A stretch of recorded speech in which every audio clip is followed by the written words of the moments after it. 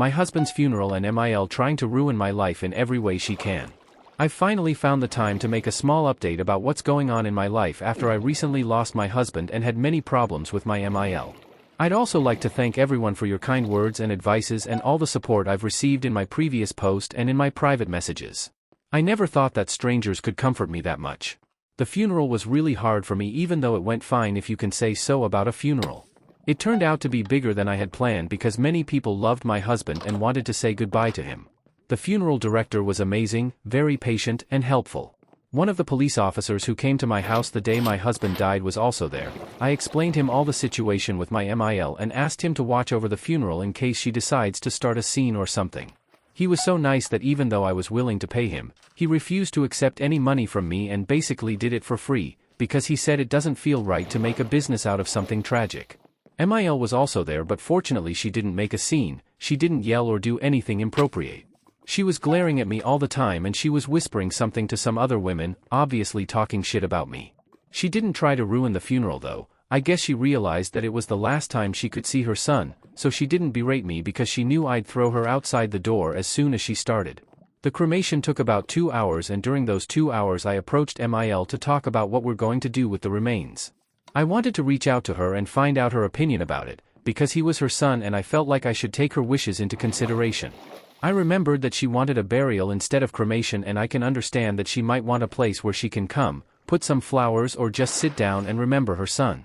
So I asked her what she'd like to do with the ashes and that we can bury them if she wants. What she answered me made me realize that I don't want to ever speak to her again.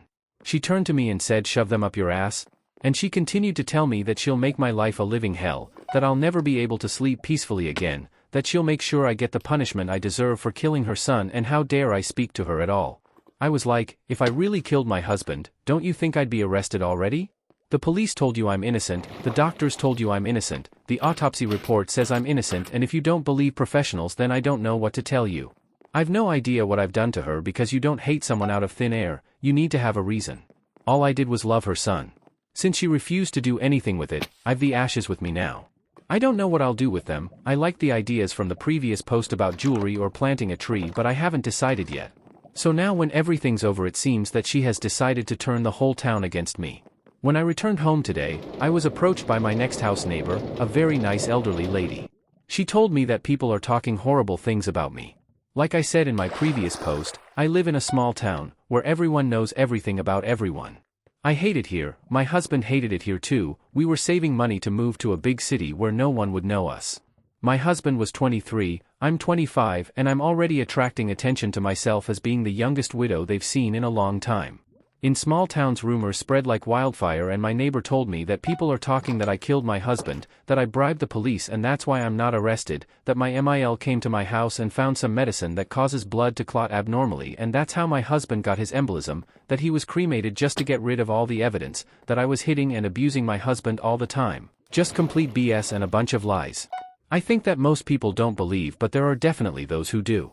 And of course, such rumors don't start by themselves, someone has to start them, and well, I can only imagine one person who'd like to do that to me, MIL. Of course, I cannot prove anything, but she said she'd make my life miserable and that's what she's doing. I'm planning to move anyways. I don't want to live in this house anymore, because everything here reminds me of the day when my husband died and it's really hard for me. But it's still so disgusting from her side to make everyone think that I'm a murderer. And then there is one more news, this time more pleasant. Once the funeral was over and I tried to somehow return to my everyday life, I realized that my period is late. At first I thought that it's because of all the stress I went through during the past weeks, but actually it turned out that I'm pregnant and I've double feelings about this. I'm happy, because now it doesn't feel anymore that my husband is gone forever, I'm going to have a part of him. I know my husband would be happy too, he died without even knowing that we'll have a child. But this is my first time being pregnant, so I'm also really scared, because I don't know what to expect. I'm worried that I won't be a good mother, that I won't make it through the birth, that I won't know how to take care of the baby. I've never even held one. I didn't know I'm pregnant, so I drank a few glasses of wine in the meal after the funeral, and I'm terrified that I've seriously hurt the baby. And now the question is, do I tell MIL about the baby? Should I tell her that I'm expecting her grandchild? I cannot hate for a long time, I'm just not that kind of a person. I don't expect it to make our relationships any better, but if I move away to live somewhere else, she'll never know that she has a grandchild.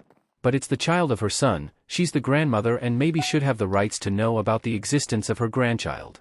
Whether or not she wants to be in their life would be her choice.